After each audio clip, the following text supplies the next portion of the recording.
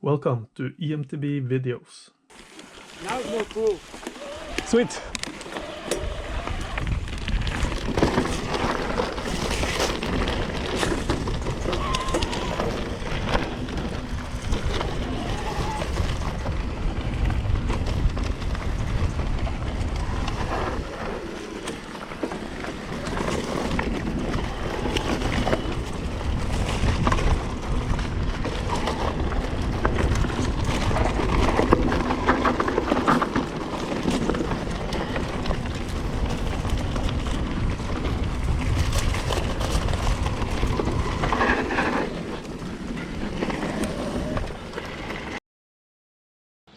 This is the 2020 Merida eONE-SIXTY.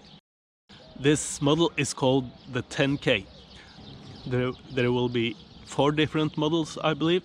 The 10K, the 9000, the 8000 and the 5000. So we got the Maxxis Assegai tire. This is my first encounter and it's quite a sweet tire. I see it as sort of a mix between the DHR and the DHF.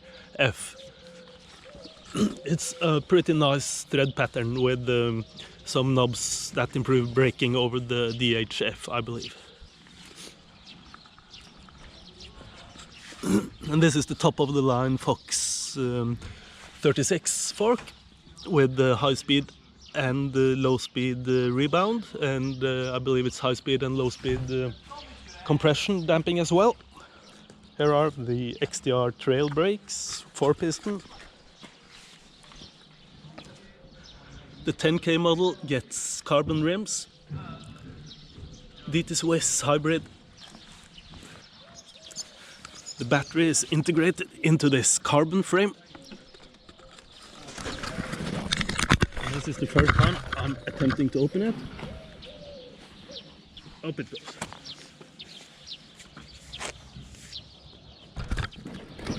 To remove the battery, we need a 4mm Allen key, which is found here.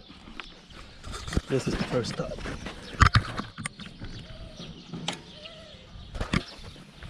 This is both a 4mm and a 6mm in this end. So it will work on pretty much every bolt on this bike except for the 5mm on the seat clamps.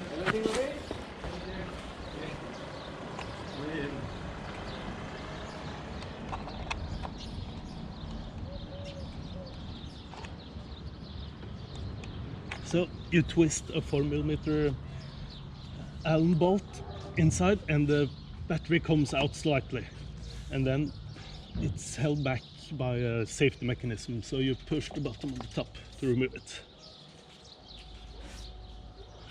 It's a pretty small battery, feels a bit weighty, feels a bit heavy, but we'll weigh it later.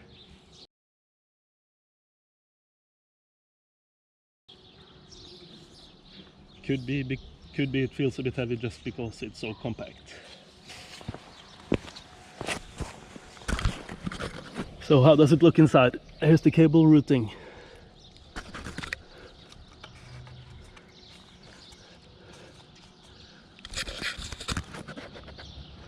So they claim they've managed to design the frame to maintain the same stiffness as the old alloy eONE-SIXTY, even with this huge section removed from the frame.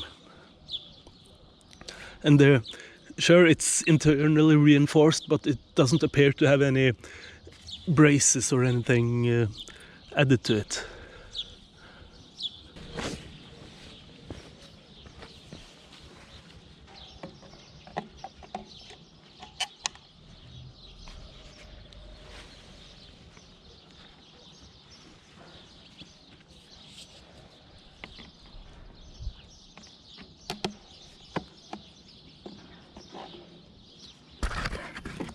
This is a nice soft material. It's supposed to ensure, it's supposed to keep the frame quiet and protect the battery, of course. Now let's try not to lose the Allen key.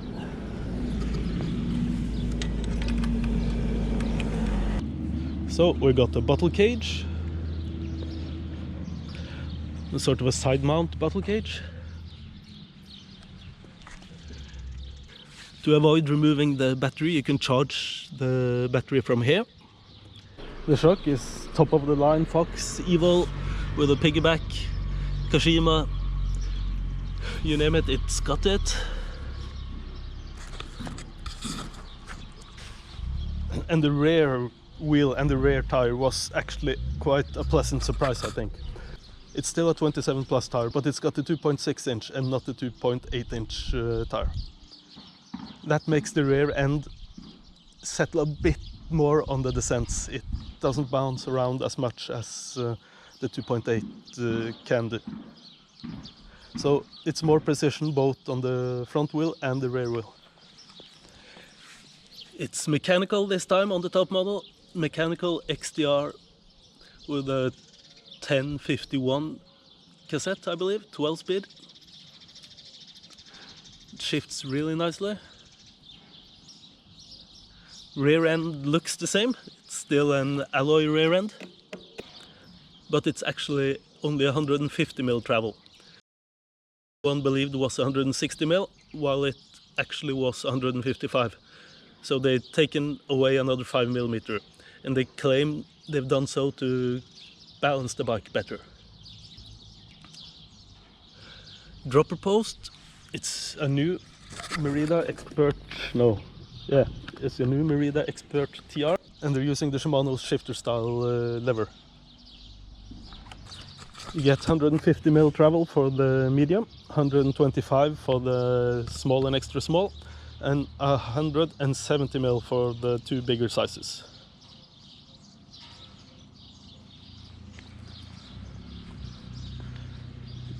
The bike is powered on and off by this power switch, and it's got the E7000 handlebar remote to make it more flush and to make room for the Shimano dropper lever. Still the E8000 display and E8000 motor.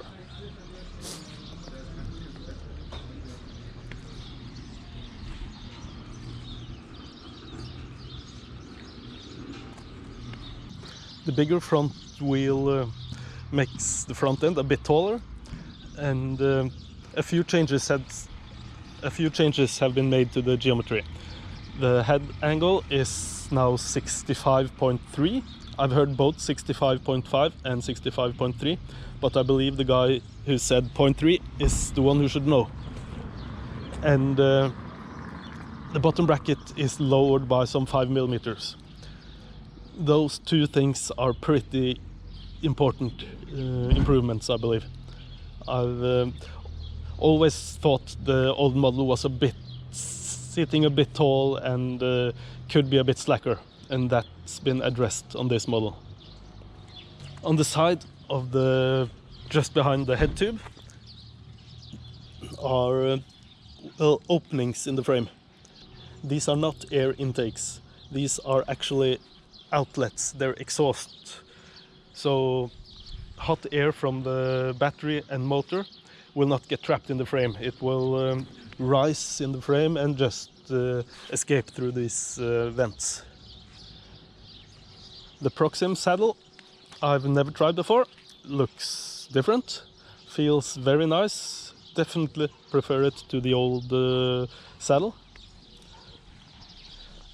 They still delivered the bikes with mini fenders, and I really like them. They do make a difference. I ride a lot in wet, and even here in the dry and loose, they're nice to have, and they look decent.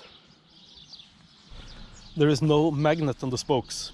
The magnet sensor is located here, so no need for a magnet on the spokes. The magnet allegedly is in this rotor. I can't see it, but it's got to be there.